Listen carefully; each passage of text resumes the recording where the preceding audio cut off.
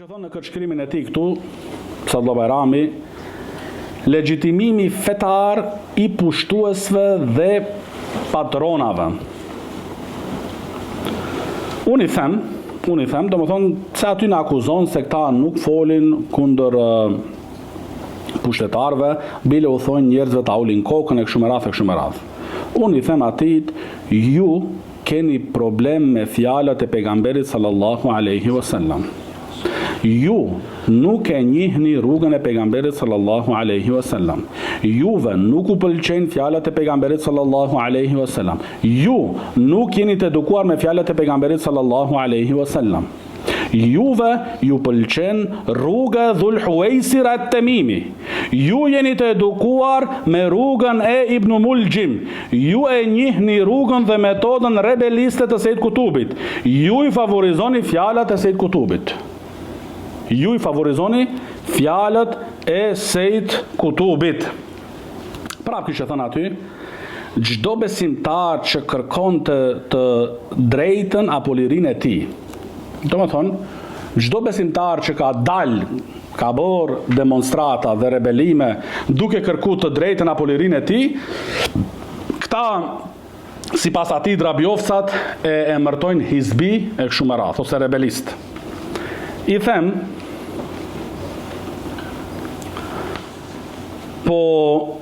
unë u pa ky preteksti juaj për kërkimin e drejtësisë dhe lirisë çka u solli vendeve muslimane. Ju domethënë që keni pretendu drejtësi dhe liri, u pa domethënë çka u solli vendeve muslimane.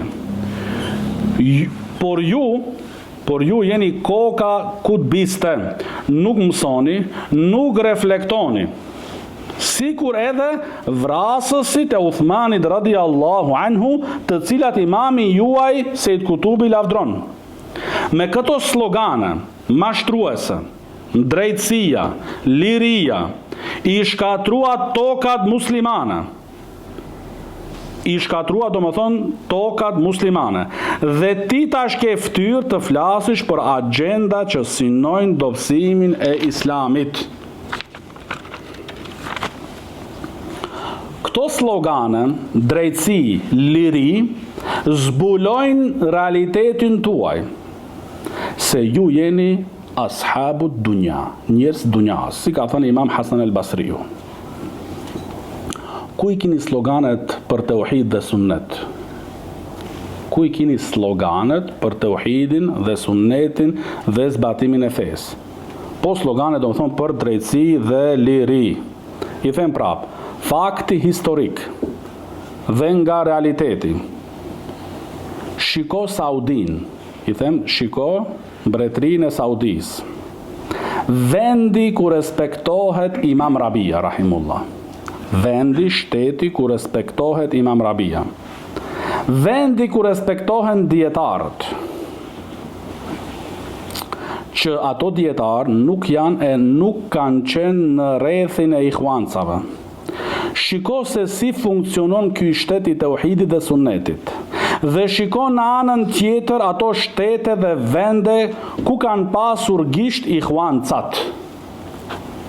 Se ti e tu fol agenda që synojnë dobësimin e islamit dhe ku e di çfarë.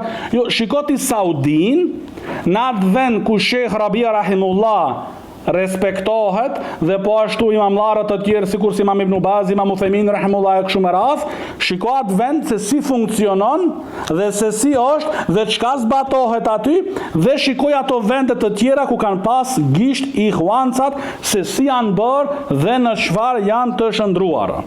Atëherë i them, do e kuptoj shumë mirë se kujt janë të shërbyer domethënë në këto agenda.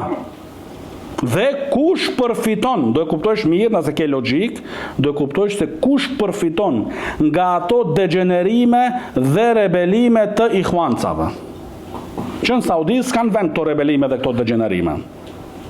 Po në vende tjera, ku kanë pas këto gisht, shiko do më thonë gjithat degenerim dhe gjithat prishin që kanë shkaktuar këta njerëz ikhwancat, shiko do më thonë në kujt po i shkon për shtati dhe kujt po i shërben.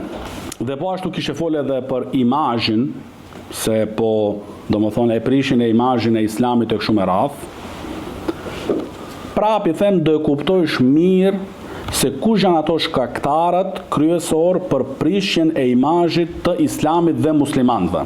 A është Bin Ladeni ose Sheikh Rabia rahimullah? Është vendosni. Kush ja ka prish imazhin islamit dhe muslimanëve? A e ka prish Osama ibn Laden ose Sheikh Rabia rahimahullah? Dil publikisht edhe mbroje Bin Ladenin. Mbroje Bin Ladenin që ka mësu dhe i ka studiu librat e këtij reformatorit ton Sejid Kutubit.